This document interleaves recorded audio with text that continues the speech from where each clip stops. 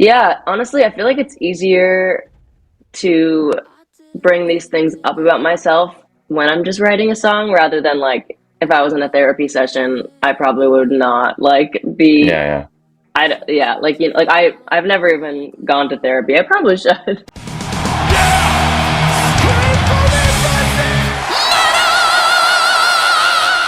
Cause I wouldn't have feelings or be emotional. I wouldn't need healing. yeah.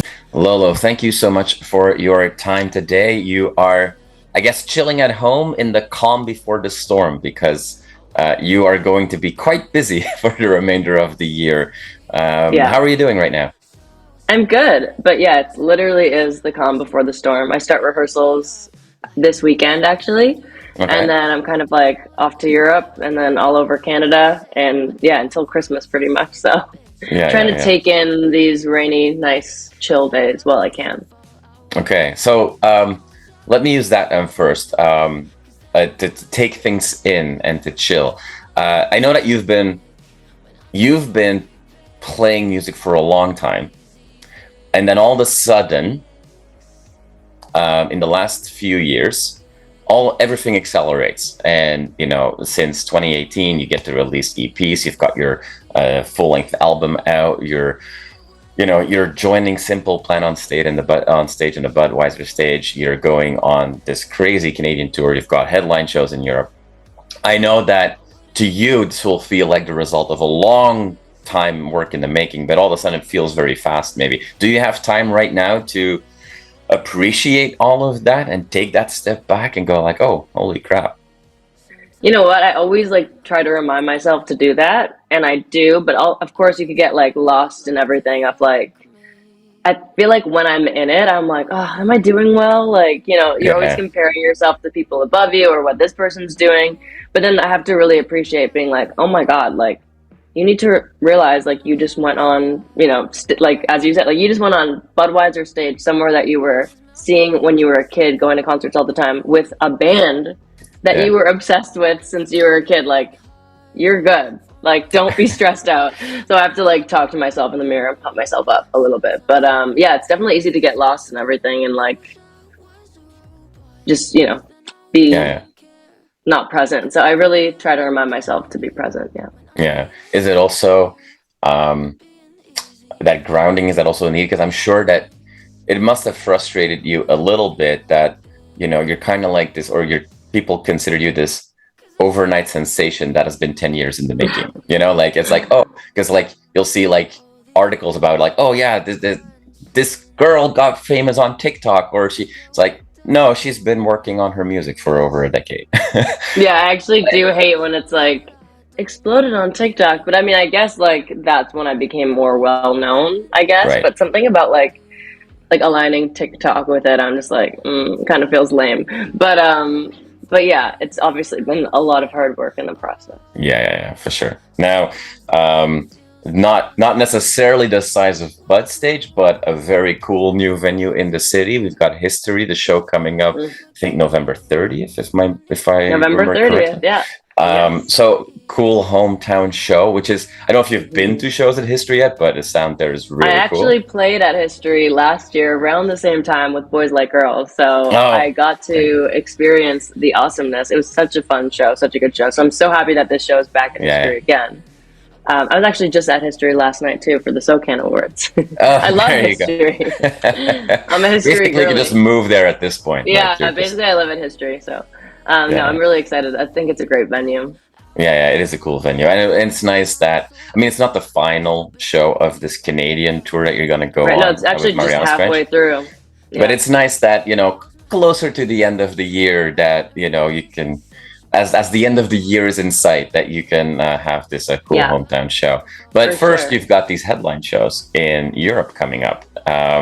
Give you a little bit more flexibility, I assume. So what can we expect from Yeah, that? Because you've released a lot of music already in a short amount of time now. for sure. And you've taken us on a musical roller coaster throughout. So what should we expect? Headline tour will be awesome because I'm gonna have way more time than I normally have Hmm. on stage. So you can expect more of like an experience, I think.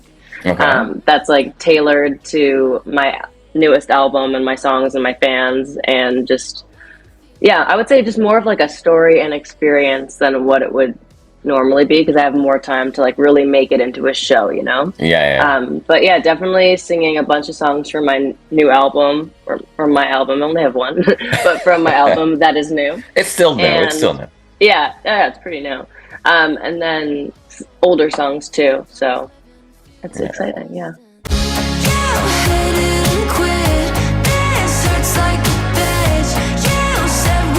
Let's go into that album for a bit. It's been out for a couple of months at this point. Yeah. The first real song, let's call it, OMG. You know, it starts with a tribute to Good Riddance on the guitar. In a way, Kind of, yeah. And then you also reference Green Day. I think you say like whatever school is Green Day or something in the lyrics. Yeah. Green Day has been really important to you, kind of like a catalyst to grab that guitar yourself. Yes. Is that then, now that you've stricken off the bucket list butt stage and history twice now, and touring with Marianas Trench and playing on stage with Simple Plan, is being on stage with Green Day the next big thing that has to happen? Honestly, I think you're 100% right. Needs to happen. Green Day, if you're listening to this. There you Yeah, go. no. I actually met them a couple times. Never met Trey actually, but I met Billy and Mike a couple times. So that was really, really awesome. But yeah, so now the next step is for them to put me in the band, or at least put me on stage beside them one day. Yeah, I agree. Yeah. Hey, I mean, if 10-year-old boys that hold a sign, "Can I play your guitar?" get on stage, then you should be able to get on stage as well. I know. I think that would give me immense anxiety. I think, yeah. I mean, whenever I perform with Simple Plan, I literally black out. Like, I get off stage and I'm like, what just happened? Because I think my brain can't process that, like, the guys that I would listen to on, like, my, like, little iPod is not the same. Like, I'm like, wait, I'm beside them? I'm singing? No. I can't process it. It's weird. Yeah. Now, you're not the first artist to tell me that the first few really big shows, like, complete blackout, no idea what happened. Like, I usually interview like heavy metal bands, and when they get to play a festival like Wacken in Germany, they'll go like, well, it went by like that, and then a few days later I finally got to see the live recording and I realized and you're like, oh, it was good. Yeah.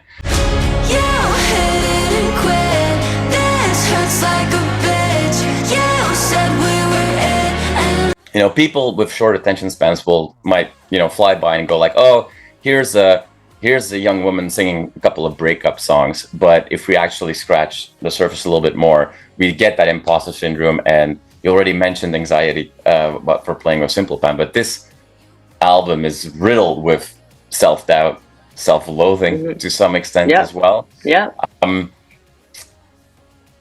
Especially when you're opening for these big bands, or when you get on stage and people check you out, there's gonna be like the masses that just will only go like, oh yeah, here's a breakup song. But is that okay? Like, if you play for a bigger show, for a bigger crowd, or is it a missed opportunity for fans that should pay a little bit more attention? Yeah, I mean, I think anytime there's an opener and fans are just kind of like writing them off, I feel like that's always a missed opportunity. Like, I feel like 9 out of 10 times the opener is like someone that the artist really likes and respects and wants to take on tour normally. So I feel like fans should totally watch it and take it in. But I'm even guilty of that. Like, I remember when I would go to concerts of my favorites, like, sometimes I would miss the opener, or be getting a slice of pizza while like the opener is on, because I'm like, well, whatever, like, I just want to see Sam Smith. Sure. I don't really care who's opening for him. Like, I remember, I don't even know who opened for Sam Smith when I saw him like years ago, because I literally was eating pizza. That's the memory I'm thinking of.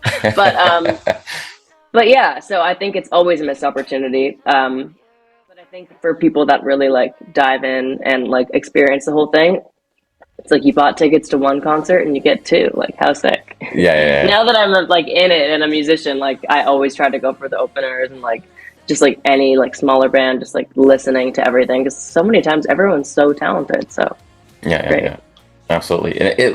Given that, even though on the surface there might be some fun and happy music, but if we listen to it, there's more going on.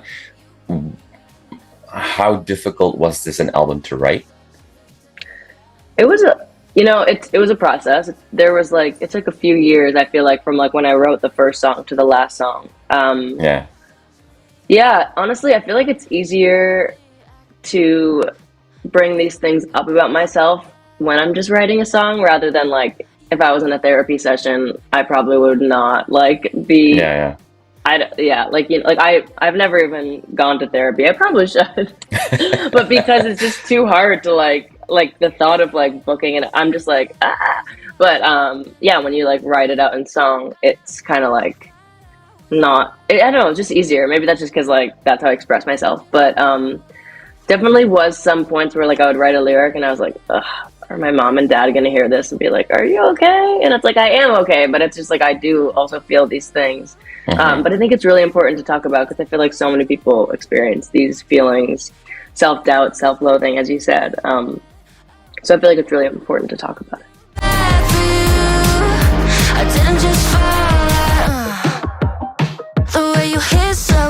You know, you've got a lot of fun music videos as well, and like, you know, people will put you in the category of pop punk. There's a singer-songwriter element to there as well, but you know, you almost expect in the industry that these songs are brought to life on video, and they're usually set in, you know, teenage situations as house parties or high school.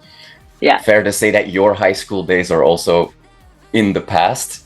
I'm in grade 9. I don't know what you're talking about. Yeah. Is that just fun too? Is that something that you just is that something that if I can make 10 more videos, I would put them all at house parties and relive my teenage days? Or is that kind of like a tropey part of the industry you kind of have to do? Yeah, you know what? I don't know. Yeah, you're right. Like something about like that, like I think because like the music of like pop punk, pop rock feels very nostalgic. Like I know for me, like the bands that I'm like referencing in my sessions are like Green Day, Weezer, like, you know, and like those music videos were always very, I mean, you know, they weren't in high school either when they were doing those videos. No, so absolutely. But yeah, something about it is like the nostalgic feeling. So it's the lockers give that same nostalgic feeling, I feel like, as the music's for some reason. But yeah, like in my song Debbie Downer, I'm like in a high school. I'm trying to think. I feel like there's more where I don't know. But yeah, I think that's really fun to do, to dig into that nostalgia. Everyone's going to the party on Friday, and once you walks in, they be looking at a side. And on the concept of you know, people in their 20s pretending to be high school kids, that's also something that we see. Just given that we're about to go into October or Spooktober, we see that in like B horror movies and stuff like that. And that pop punk music has always enjoyed the goth side of things as well. Is Halloween that's coming up? Is that a fun time for you? Are you like I love nostalgic about those movies? Yeah, I love like all the Halloween movies, and then I love dressing up for Halloween. So I'm a big Halloween girl. Yeah. So what should we expect from you? I feel like you're not going to conform to like any norms or expectations. Like, what's the Halloween for like my costumes? What's an outfit that you've been extra proud of in the last few years? Well, so last year, we did a show. Like I was on tour during Halloween, which is my favorite. I love being on tour on Halloween. Actually, the past few years I've been on tour. You will be again this time, right? Yeah, I will be again this time. I'll be in Germany, so hopefully they all celebrate Halloween. I already told them, I was like, we're dressing up the show. Last year, before my album came out, me and my whole band were Wizard of Oz. So I was Dorothy, my drummer was the Tin Man, my guitar player was the Scarecrow. You know, we had Toto up there, the sound guy was the Lion. So we really like all went full out. And I was kind of like giving an Easter egg to my album, but no one knew it then. Then I actually wore the exact same outfit pretty much, besides the gigantic boots, because I couldn't perform in those. I wore the exact same outfit that I wore in my album cover. So that one I was really proud of, because I was like, I felt like I was having a Taylor Swift moment, just dropping a little Easter egg. That was probably my favorite Halloween costume ever. This year I'm like, fuck, should I be Dorothy again? Because like it's my whole, again, I'm going to be on tour, like, you know, promoting this album, but I don't think I could be an outfit repeater. Yeah. Well, you can walk on as a Tin Man and then just reveal that. I know. Then maybe I'm thinking like maybe we should all be each other's costumes this time. But yeah. It's cold in here, all black, everything's sad and weird. It's me. me, Debbie Downer. You've supported so many different artists already, and I said earlier that over your EPs and your album, you kind of take us on a bit of a roller coaster music-wise, and sometimes within songs already. But you kind of you can fit in everywhere, and maybe also at the same part, maybe nowhere really fully. Like you have the option, especially if you have to do a smaller or a shorter set, I should say, to kind of cater your sound more to the band, the headliners. Aren't that's something that you do? That's what I try to do live. Okay. Yes, that's definitely something that I would try to do. I mean, I've pretty much toured more so with just like, you know, rock people, I would say. But then, yeah, like when I tour more like with a pop artist, I could cater it more because I feel like I'm right in the middle of like, I mean, I would say that I'm mostly pop, but you know, I have, when I play live, we really do present like a rock band, I feel like, because, you know, I do have like heavy guitars and stuff. So it just depends on how it's mixed. And honestly, sometimes I find it depends on how I'm dressed. Like, I could look more like a rocker if I'm like wearing my plaid skirt and my fishnets and my boots. Like, then it just like all of a sudden it's rock, you know? But if I would dress another way, I could also present different. So it's kind of cool though. It is. Let's give credit where credit is due. Like when you were growing up, Avril showed you how to do that in a way, because she had that same issue when she came out. First, people were like, "Oh, it's a new Britney Spears," and she was like, "No, I'm a rock person," and she kind of just doubled down on that. It's good to have that kind of, you know, mentor, if you will, growing up. Oh, 100%. I like have videos of me. I used to wear a tie all the time because I wanted to be Avril Lavigne / Billie Joe Armstrong. So I would literally like I wear like the cargo pants and like the chunky bracelets, wife beater tie all the time. Like not on Halloween. Like always. Yeah, no. Sure. Yeah. So she's definitely a huge like mentor or idol. I think she's amazing. I got to see her at that Simple Plan show. I don't wanna tie her up, put her in the truck, drive her far away, dig a 6-foot grave, throw her in. Like I know that you've been working on this for a long time, but the train has now left the station, if you will. Like the roller coaster is on that moment that you've been going up, and now you're going in that first oh shit moment, if you will. It's gonna be crazy from now on. With all the like, you know, nuances that you've like you know, experimented with on your EPs and your albums, are there like specific things that jump out to you that just feel really good to you? Like if you think already ahead of your next album, which I'm sure you've already put, you know, music down for. Like, what can we expect? Like, what's the next stage for you, musically speaking? I'm trying to figure that out right now. I mean, I can tell you my last like writing trip that I just took, I was kind of experimenting more with like a garbage / like hole / like Sheryl Crow kind of Alanis Morissette kind of like tones and stuff. So like, you know, that I think that could be cool. I mean, for me, it's like, I feel like my lyrics are like the common thread that keeps everything together and that makes it like LØLØ. So, because even like, as you said, like even on my album, I have like the singer-songwriter-y stuff and then I have like the harder stuff. But yeah, I feel like for some reason it still kind of feels like all part of the same thing. So, I don't know. Yeah, the message is the most important thing. That's basically for sure. Yeah. And the message on this album, in a way, I know that you've said before in other interviews, like kind of like exploring a human side. That, you know, we said before, like you know, the world's pretty, you know, there's a lot of apathy in the world. Is the message to your fans really with this album, like, don't be too hard on yourself? Yeah, it's kind of like, you know, in the whole album, I'm kind of saying like, you know, falling for robots or wishing I was one, like wishing I could be numb and, you know, whatever. But I feel like the album kind of explores that, like, it's okay to have all these feelings and like feel crazy and anxious and sad and up and down, because like that's a part of what it is to be a human. So yeah, exactly.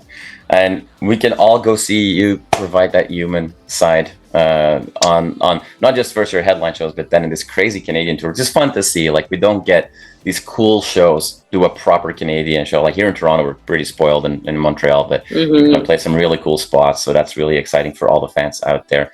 And to everybody watching this, you know, go support that opening act. You know, don't go get that pizza slice. I mean, don't be like before the show. Don't be like LØLØ. Don't be like Lolo. No, thank you so much, Lolo, for your time today. I really Of appreciate it. I course. look Thank you forward for having to me. the show in history coming up. And Okay, are you going? I will be there. Absolutely, Love it. absolutely. And I look Okay, forward amazing. to whatever's coming next in 2025, because I have a feeling that you're going to be as busy, if not more, next year. Thank than you. this I year. hope so. I wanna kill the girl inside of me. The mission is you. You are awesome for watching this video. Click right here to see more content like it and subscribe to the channel.